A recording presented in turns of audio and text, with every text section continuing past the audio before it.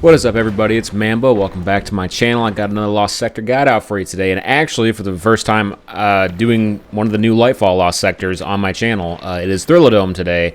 It is Void Surge and I believe Strand Surge as well. There is Barrier Champions and Overload Champions. I'm using my BROODWEAVER Warlock build.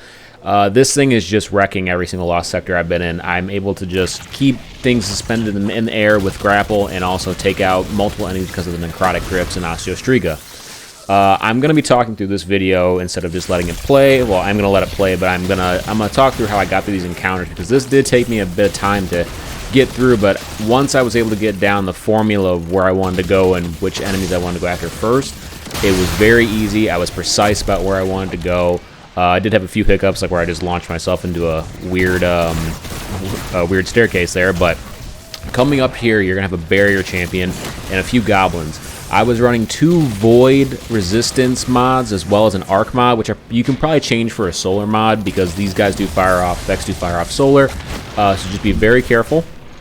What I did was when I came up there, I immediately suspended the Barrier Champion because I know he was firing Solar, and as you just saw right there, I got taken down for half my health in one shot.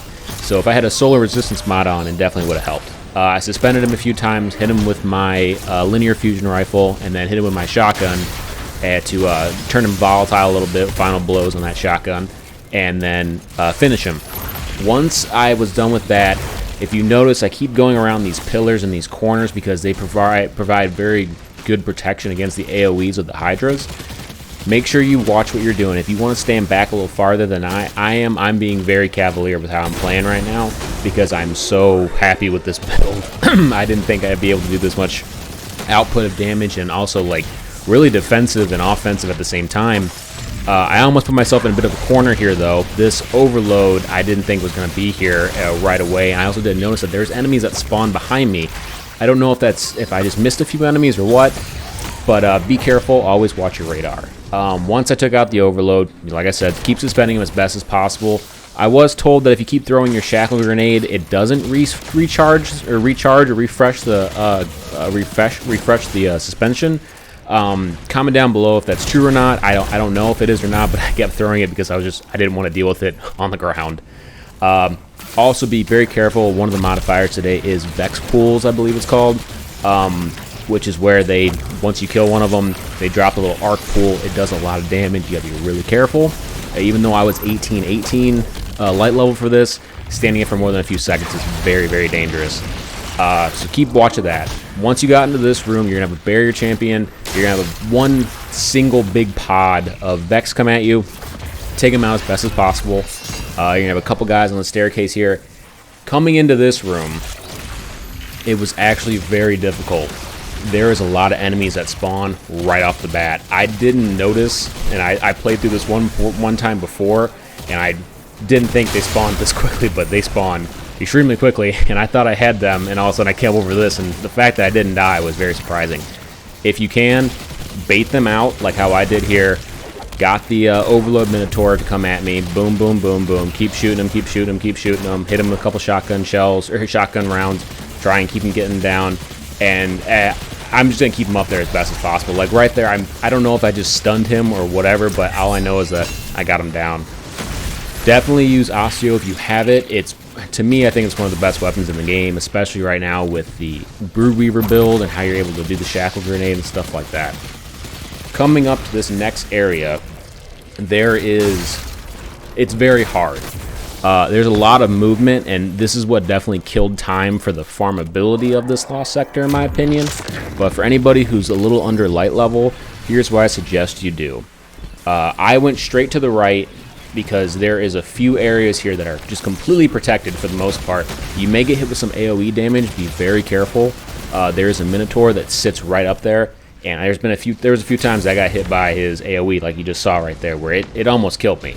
But there's a little protective shell area right over here, so be very cautious and you know, watch where you're going. Once you get a plan there, like I just showed right there, I threw a shackle grenade out there, got him. Threw away the little tangle. Now here comes the hard part. If you go this side, you don't really have good access to the hobgoblin right here. I can't remember what they're called. I'm sorry, but get that Vex, take his arc cannon. Now, I don't know if any of you guys know this or not. If you use your arc cannon, you don't have your super, you can actually get your super back a lot faster with the arc cannon.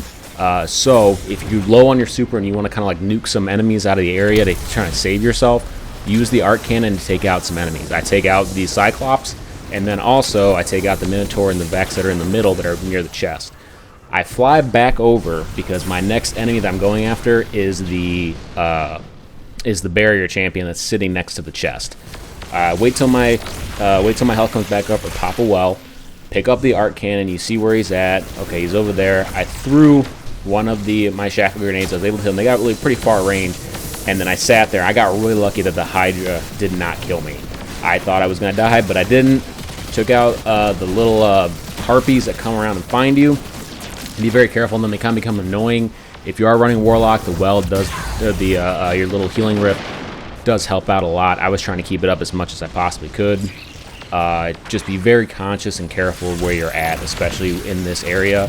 The harpies didn't really track me as much as I thought they would, being that I was just sitting still most of the time. Once I knew I had enough kind of like distance between myself and I did some damage to the boss, I tried finding little gaps in areas of where he couldn't hit me as badly as I could hit him. That's why I chose the linear fusion rifle. If you want, pull out a grenade launcher if you know how to arc it correctly, or even a rocket launcher if you want to run around with like a two-tailed fox.